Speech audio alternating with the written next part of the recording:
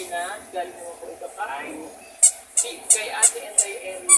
Maraming salamat at nakikita namin kahapon. Thank you so much kay Ate Inday Eri. So marami po itong mga ganito po yung sabihin natin. Para marami kami sa siya. Ayan. Para may pang ulang kayo. Okay, kuya, kaya mga ano.